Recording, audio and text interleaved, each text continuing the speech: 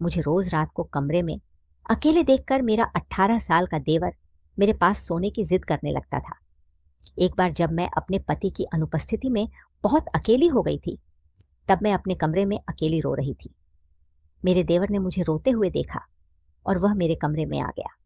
उसने मुझे सांत्वना देने के बहाने मुझे गले लगा लिया। उस समय जब उसने मुझे गले लगाया तो मुझे कुछ अजीब सा महसूस हुआ। उसने मेरे कान में धीरे से कहा, भाभी भैया नहीं है तो क्या हुआ, मैं तो हूं ना। ऐसा बोलकर उसने मुझे अपनी तरफ, मैं अपने कमरे में तैयार हो रही थी, तभी रोहन मेरे कमरे में आ गया। भाभी, आज तुमने बहुत अच्छा मेकअप किया है, मुझे तुम्हें सजी धजी देखकर बहुत अच्छा लग रहा है। यह कहते हुए रोहन ने मेरे शरीर पर हाथ फेरना शुरू कर दिया। मैंने तुरंत उसे वहां से दूर कर दिया और गुस्से में कहा, रोहन, तुम ये क्या कर रहे हो?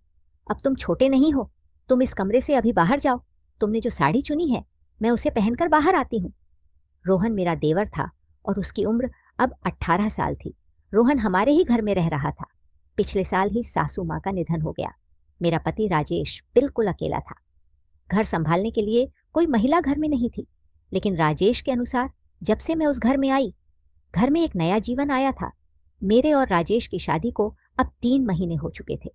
जब हमारा शादी तय हुई थी, तभी उसने मुझसे बताया था कि उसके घर में उसके और उसके भाई के अलावा कोई नहीं है और शादी के बाद भी वह अपने साथ ही रहेगा। मुझे तो इस बात से कोई समस्या नहीं थी।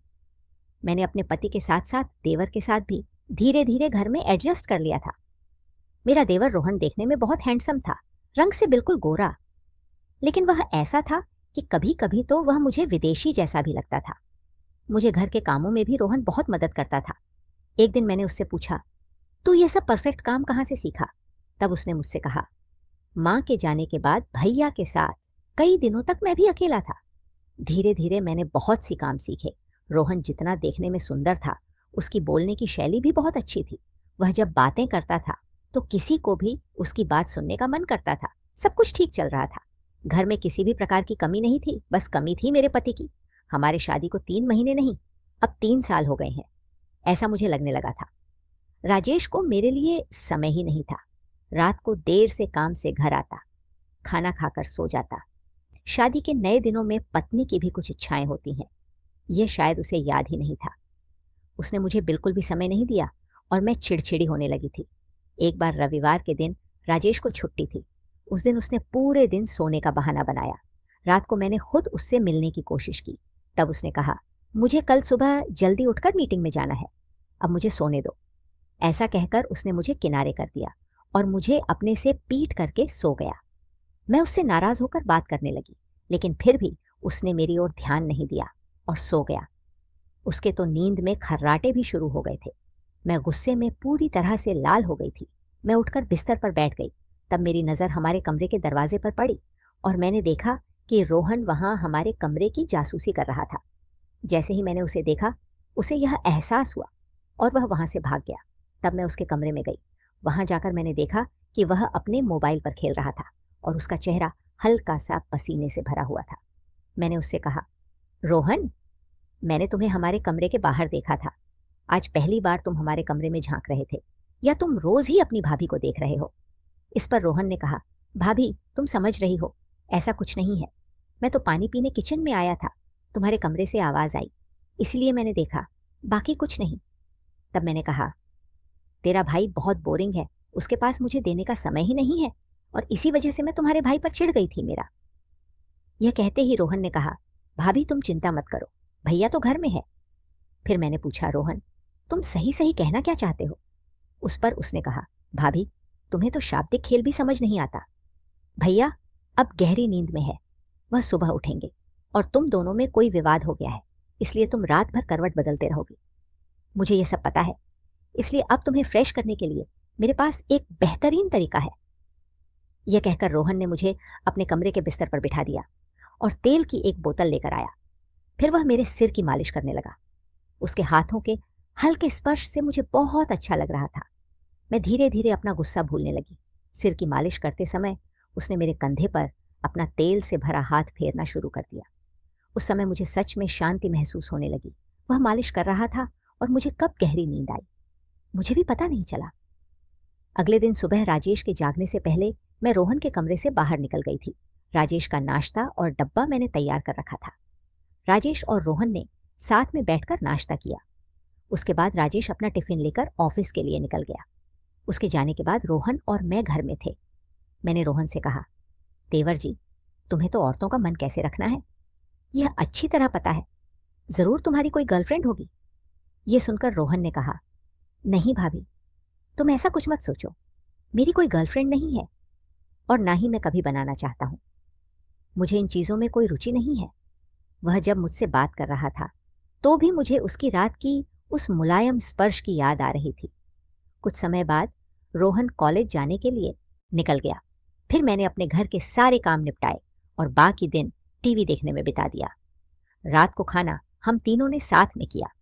मैं किचन में अपने काम खत्म करके जब कमरे में आई तब तक राजेश अच्छी गहरी नींद में सो गया था।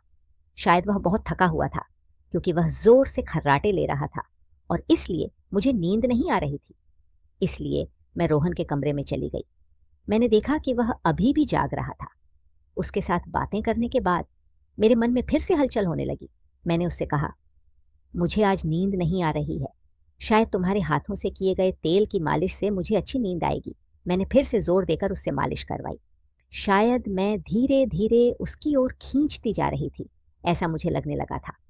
उसका स्पर्श अब मुझे पसंद आने लगा था। राजेश लगातार मेरी ओर ध्यान नहीं दे रहा था। वह अपने काम में व्यस्त रहता था। ऐसे में रोहन अचानक मेरी देखभाल कर रहा था और इसी कारण से मुझे उसकी ओर आकर्षण होने लगा था। एक दिन सुबह कपड़े धोते समय अचानक मेरी कमर में तेज दर्द हुआ। मुझे इतनी दर्द हो रही थी कि मैं तो उठ भी नहीं पा रही थी। राजेश सुबह सुबह ऑफिस चला गया था और रोहन कॉलेज जाने की तैयारी कर रहा था। दर्द की वजह से मुझे उठना भी मुश्किल हो रहा था। मैंने रोहन को आवाज दी और उसे बुलाया। उसने मेरा हाथ पकड़ा और मुझे अपने कमरे में ले गया। मुझे बहुत दर्द हो रहा था जिससे मैं अच्छी तरह से तड़प रही थी। रोहन ने मुझसे बिना पूछे मेरी कमर पर बाम लगाना शुरू किया। वह जैसे किसी मसाज एक्सपर्ट की तरह मेरी कमर की मालिश कर रहा था। वह मेरा देवर था, लेकिन वह निसंकोच होकर मेरी कमर पर हाथ लगा रहा था। मुझे उसका स्पर्श भी अच्छा लग रहा था। फिर भी मैंने उससे कहा, रोहन, तुम मेरी कमर पर हाथ लगा रहे हो, ये मुझे ठीक नहीं लग रहा। मैंने यह कहा, लेकिन उसने मेरी ध्यान नहीं दिया। वह बोला, भाभी, मुझे अपना काम करने दो और इसमें लज्जित होने जैसी कोई बात नहीं है। वह बिल्कुल खुले विचारों का था। उसकी मालिश करने से मुझे धीरे धीरे अच्छा लगने लगा। थोड़ी देर में मेरा दर्द कम हो गया। अगले दिन रोहन कॉलेज से पहले ही घर आ गया। आते समय वह मेरे लिए एक साड़ी लेकर आया था। जब वह मेरे कमरे में आया तब मैं लमारी व्यवस्थित कर रही थी। आते ही उसने मेरे हाथ में वह साड़ी दी और कहा, भाभी, शादी के बाद मैंने तुम्हें कभी साड़ी में नहीं देखा। तुम हमेशा या तो ड्रेस या गाउन में होती हो। चलो, मैं तुम्हें अच्छे से तैयार करके तुम्हारे मस्त फोटो भी खींच दूंगा। बात करते करते उसने मेरी गाउन को पकड़ लिया और कहा, मैं तुम्हें साड़ी पहनने में मदद करता हूं। तब मैंने उसे कहा, रोहन, तुम अब छोटे नहीं हो, तुम बाहर जाओ, मैं साड़ी पहनकर आती हूं। रोहन कमरे से बाहर जाते ही मैंने वह साड़ी पहन ली।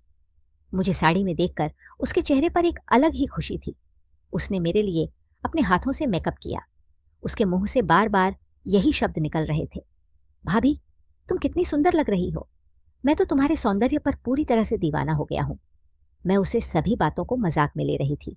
उस दिन उसने अपने फोन में मेरे कई फोटो खींचे। शाम को मैंने वे फोटो राजेश को दिखाए। आज तो सच में चमत्कार हो गया था।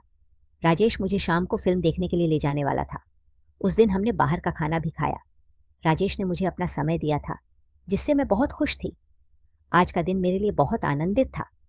सुबह मेरे देवर ने मुझे नई साड़ी भेंट की थी और रात में राजेश ने मुझे बाहर ले जाने का प्रस्ताव दिया था। अगले दिन से मेरी वही दिनचर्या फिर से शुरू हो गई। दोपहर के समय मेरी ननंद हमारे घर आई थी। वे अकेली आई थी और जब वे आई तब राजेश और रोहन दोनों घर पर नहीं थे। जब रोहन और राजेश घर आए, मैंने देखा कि ननंद ने अपने बड़े भाई को गले लगाया, लेकिन उसने छोटे भाई की तरफ देखा भी नहीं। ऐसा लग रहा था जैसे मेरे सामने होने के कारण वे रोहन से बोलने में हिचकिचार थी। उस रात मैंने ननंद के पसंद के खाने बनाए थे, जिन्हें खाकर वे बहुत खुश हो गई। उन्होंने मेरे द्वारा बनाए गए खाने की जमकर तारीफ की। रोज रात में राजेश थक कर जल्दी सो जाता था, इसलिए उसने सोने के बाद मैं ननंद के पास गप्पे मारने चली गई, क्योंकि वे आज बहुत समय बाद हमारे घर आई थी। मैं अपने कमरे से बाहर आई तो ननंद रोहन के कमरे में थी। जब मैं रोहन के कमरे के दरवाजे के पास पहुंची, तभी मुझे ननंद की आवाज सुनाई दी। वे रोहन पर चिल्ला रही थी। मैंने थोड़ा सा अंदर झांक कर देखा तो देखा कि वे रोहन से कह रही थी, तेरे मुंह में तेरी भाभी के फोटो कैसे आए? अब क्या तेरी नजरें भी उनकी ओर उठने लगी है? तुम चाहे कितनी भी कोशिश कर लो, कोई तुझे स्वीकार नहीं करेगा। तुम भाभी के पास जाने और कुछ करने की कोशिश मत करना। तुम्हें तो इस घर में भी जगह नहीं मिलेगी। वे अपने छोटे भाई से इस तरह क्यों बात कर रही थी, यह मुझे समझ में नहीं आया। उनकी बातें सुनकर मुझे बहुत बुरा लगा था और बेचारे रोहन ने शांत होकर सब कुछ सुना। भाई बहन के इस विवाद में मुझे बीच में जाना सही नहीं लगा, इसलिए मैं वहां से अपने कमरे में चली गई। आज जाते ही मैं गहरी नींद में सो गई। अगले दिन सुबह ननंद अपने घर जाने के लिए निकल गई। उन्हें बस में बैठाकर राजेश ऑफिस के लिए निकल गया। आज दोपहर के 12 बज गए थे, लेकिन रोहन अपने रूम से बाहर नहीं आया था, इसलिए मैं उसे देखने गई। जब मैंने उसके कमरे में जाकर देखा तो वह बिस्तर के किनारे बैठा हुआ था और अपने मोबाइल में कुछ देख रहा था। धीरे धीरे जाकर मैंने उसके मोबाइल पर नजर डाली। उसमें मेरा फोटो था। यह देखकर मुझे समझ में नहीं आया कि रोहन अकेले मेरे फोटो क्यों देख रहा था। मैंने उसके कंधे पर हाथ रखा तो वह जोर से डर गया। मुझे देखकर उसने बिस्तर पर बैठकर मुझे गले लगा लिया और रोने लगा। मैंने उससे उसके रोने का कारण पूछा तो उसने कहा, भाभी, मुझे अपनी बहन से भी नफरत है। तुम्हें तो मैं पसंद आता ही नहीं। क्या तुम मुझसे प्रेम करती हो या तुम भी मुझे ऐसे ही समझती हो? मुझे विश्वास है कि तुम मुझे छोड़कर नहीं जाओगी।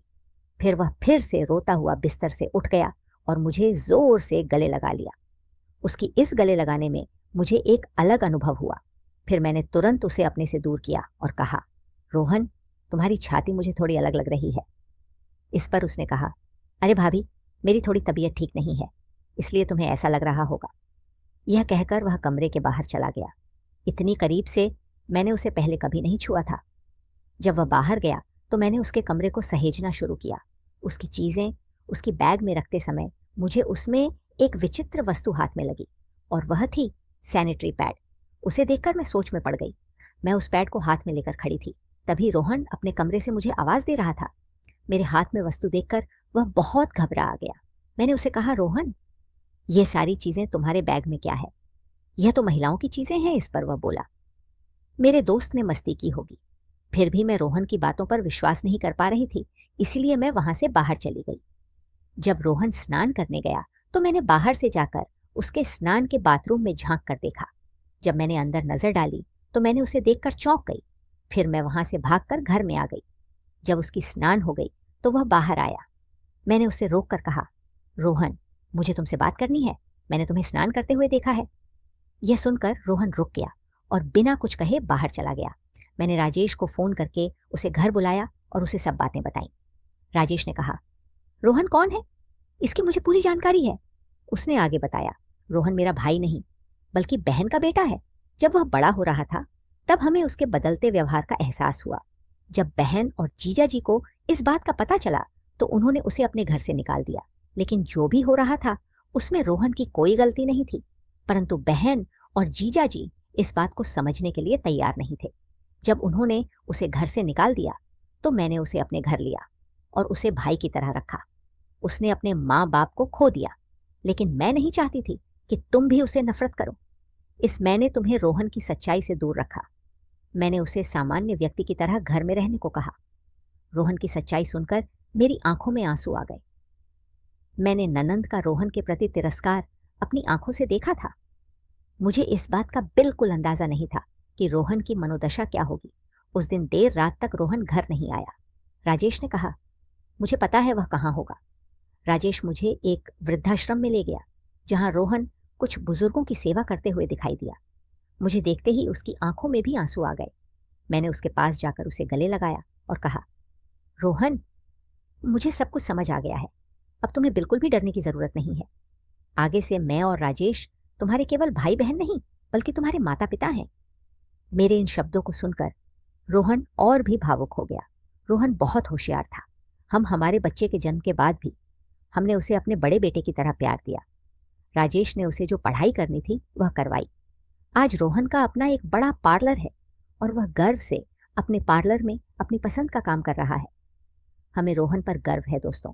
इंसान का जन्म भगवान की दी हुई एक कीमती चीज है, इसलिए किसी को भी उसकी किसी भी परिस्थिति के आधार पर कम नहीं आंकना चाहिए और उसकी भावनाओं का सम्मान करना चाहिए, ताकि हम एक बेहतर समाज का निर्माण कर सकें। दोस्तों, आपको यह कहानी कैसी लगी? अगर आपको यह कहानी पसंद आई हो तो वीडियो को लाइक करें और चैनल को सब्सक्राइब करें।